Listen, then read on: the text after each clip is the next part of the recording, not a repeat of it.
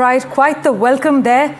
Joining us now, senior journalist live from Beijing, Anil Pandey. Also on the broadcast with us, Ainar Tangen, senior fellow at the Center for International Governance Innovation, and Daniel Block, senior editor, Foreign Affairs. Anil, to you first. Talk us through the optics we are seeing this morning, because with Xi Jinping, visuals are never accidental. Tell us, what message is Beijing trying to send through the scale of this reception for Donald Trump? He loves friendly reception, and that's what they're giving him. It's hopes that this will somehow soften whatever he was intending to say or what he might say on the spur of the moment.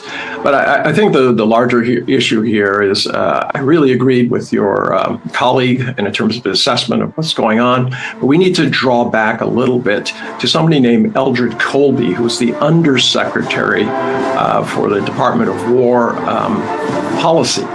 And he has been advocating what has been happening since 2022. Well, actually before that, but he put it in a book in terms of the strategy of denial, which is basically to deny access to energy and also to logistical points, these areas like the Straits of Hormuz, Straits of Malacca, etc., Panama Canal. So this is an overall strategy which is very anti-China. But what we're seeing here is an attempt to deal with the political realities of both sides. The fact is that they cannot extract themselves from each other's economies. They need each other to a certain extent. And to that extent, they need to figure out some way of calming the waters. Donald Trump is in a bad situation politically at home, and also he doesn't know how to get out of Iran. He's hoping that there will be some sort of rabbit he can pull out of the hat. He wants to use Taiwan as leverage. China said, don't try that. We'll see how it plays out. Live from Beijing at this point. Anil, we've seen the honor guard, school children waving flags, this red carpet rollout. Would you say China's deliberately appealing to Trump's preference for spectacle and personalized diplomacy with the optics we're seeing this morning? We have to understand that both the nations need each other at this juncture. As we know, the crisis in West Asia and also the global economy, the way it's shaping. Both the nations really need each other at the moment. As we know, both the nations are the largest, powerful nations on the earth. Even before coming to China, Trump said we are the strongest nations on the earth and China is number 2. But we never know Trump what kind of behave or what kind of statements he gives or deliver here. But people here or in the media, it's very positive atmosphere here in Beijing. As we know, last night, Donald Trump's Air Force One touched in Beijing, and he was welcomed very warmly, and that's not so usual for China. So we are hoping something is going to happen, at least for the bilateral relations, for the trade negotiations. As we know, tariffs were leveled on China last year, but so we are hoping something positive outcome out of this Donald Trump's visit in Beijing. Telling Mr. Tangen earlier, with Xi Jinping, visuals are never accidental. What is your assessment? What message is Beijing trying to send through the scale of this reception for the US president? Yeah, definitely. Correct. Anil, to you first. Okay. As we know that this is Donald Trump's first state visit in almost 10 years. So this is significant. As we know, it was about to be in March or the April when the West Asia war, Iran war started. But now Trump has arrived here in Beijing, and he's gonna visit the Temple of Heaven. And also we know that he's being given the state banquet here. And it's a pretty, it's not only symbolic. As we know, China has been asking Trump for some negotiations. As we know, the US has sanctions Chinese companies here, and also the technological blockade US has done for China. So definitely China is looking for some bargain here. At the same time, Trump is a business leader. As we know, he's a businessman. So right. He's out of nowhere he's gonna give something, or he may have something inside his pocket, and because he's with the CEOs of the NVIDIA, even the Tim Cook, and also the Boeing CEO is here. So it's pretty significant, as we know. It's not only for the Iran war, for the trade negotiations as well. This trip is going to be very crucial and significant. Mr. Tangent, break down for us, how significant is this psychologically for Beijing as well? The fact that the US is simultaneously trying to contain Chinese tech while also asking for China's help as far as stabilizing a global crisis linked to Iran is concerned. Donald Trump was in China 9 years ago, but he's returning to a place that is nowhere near the same. I've been here for 21 years, and I can tell you that the pace of change is so incredible. He will notice immediately, even though he's just going through the streets, that things are dramatically different. I have to take into consideration the fact that the price of electricity in China is somewhere between 1/6 and 1/4 of what it costs in the United States. This gives China a competitive advantage. It's due mostly because they've upgraded their systems and made sure that their power supplies were adequate. And they run these utilities very, very carefully. So there are huge differences economically. But to your point, China is trying to show a friendly face. They're not trying to be belligerent. They're not trying to bully Donald Trump. What they're saying is, look, we're here. Let's try to settle this. We both have interests. You have 2.5 more years of your presidency, regardless of what happens during the midterms. And we need to have a world which is somewhat stable. The fact that he's brought a huge contingent of American technology and power on the corporate side is an indication that, A, he loves crowds and wants to be supported, but B, he's trying to make it clear that the U.S. still has a lot of influence and sway in the world, especially when it comes to economics. And this isn't lost on China. China offered to have these groups, these CEOs, meet with the government and also leading corporations within China, but they refused. They said they will just stand behind Donald Trump and see what he's able to get for them.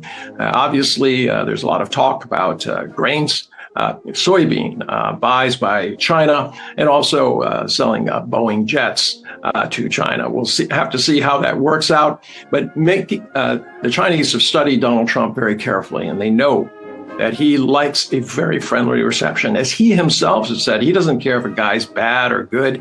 If they're nice to him, he's in their corner. So, personal touches matter tremendously to Donald Trump. As we have witnessed. In fact, Daniel Block also joins us this morning. Daniel, how unusual is this moment strategically? The fact that the US is effectively seeking China's cooperation to stabilize a crisis linked to a war Washington itself became deeply involved in. Well, I think what makes it unusual, as you just noted too, is the circumstances surrounding it. We're at a moment in time when the world is unusually unsettled, when the United States is still locked, as you said, in a war that in Israel began against Iran. And as a result, where there's a feeling that the United States might want more cooperation from China than it felt it wanted in the past. I mean, I would add to that there are other forces and factors that would make cooperation between China and the United States perhaps more helpful to the world than it would have been earlier on, which is not to say that cooperation between the two states would have been unhelpful earlier on. But you look at something like artificial intelligence, which is an increasingly important national security issue and something that has frightened a lot of business people, ordinary citizens, and politicians, certainly in Washington, I would imagine in Beijing as well. And these are the two countries that are leading the world when it comes to that technology.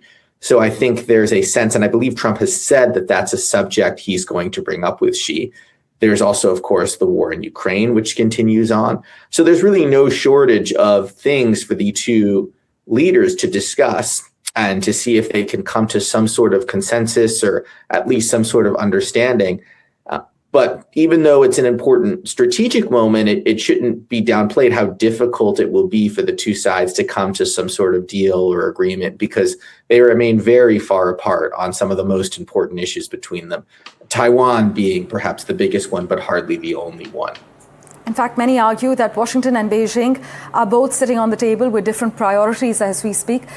Mr. Tangent, Beijing appears keen to project warmth publicly. Look at the visuals we're seeing emerging out of Beijing this morning. This is happening despite deep structural tensions with Washington.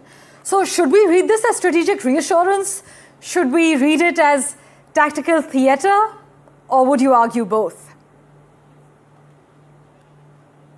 Tactical theater. I mean, the United States has not abandoned its notion, as was said earlier, that China is a threat to it and to its hegemony. That has not gone away. As I said, this is interim stuff. What do you do when you're in this situation? Donald Trump has problems at home. Obviously, China wants to stabilize markets. They depend on resources coming in and also being able to ship out value-added goods. That gets interrupted if the logistical supply chain and also energy is interrupted. This is what, as I said, Eldridge Colby is betting on. But that doesn't cover the moment, as I said. So you have the juxtaposition, the difference between long-term goals and the short-term reality, and that's what we're seeing unfolding here. China knows Donald Trump, how he reacts to things, and this is exactly what we're seeing is what he wants and will hopefully soften the negotiations as they go forward. Just ask, what are Chinese state media emphasizing most heavily right now? The media is talking about the welcoming and how all of this is going to play out. They're generally pretty mum on saying what they think is going to happen. They've been talking about the meeting of two leaders. They focus a lot on the pomp and circumstances, but they are not. They're not predicting what's going to happen. Meanwhile, Daniel, weigh in on this. Does this entire summit, this meeting, expose a deeper contradiction in American foreign policy right now, considering, on one hand, China is framed as America's principal long-term rival, but at the same time, on the other, Washington urgently now needs Beijing's influence over Tehran and also, crucially, global energy stability? Well, I think this is not necessarily something new to American foreign policy or to great power foreign policy in general. You go back to the Cold War, for example, and the Soviet Union and the United States went through periods of time where there was heightened tension, where there was reduced tensions, where as intensely as they were competing, often through indirect military conflicts, they also found ways to cooperate or instances where they needed to work together. So I think that this is a kind of long-standing pattern and trajectory in both American and, like I said, great power foreign policy. That said, I would agree right now that this is a particularly delicate moment, given especially what's happening in Iran, where the United States really wants, as you've noted and as other people have said, Beijing's help in bringing that war to a conclusion. And I think Beijing recognizes that this gives them a little bit more leverage, at least a little bit more leverage than they might normally have when it comes to negotiations or talks with the United States. That said, I'm not sure how much either side will ultimately get out of it, because I think the structural obstacles to a broader détente remain quite formidable.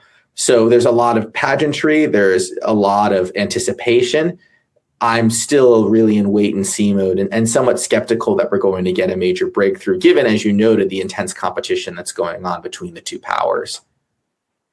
I sincerely apologize, I'm interrupting you. Gentlemen, do stay on with us. We continue with our coverage as the stage is set for this high-stakes summit between the US President and Xi Jinping. For now, we're slipping into a quick break. Back in a moment with the latest updates for you.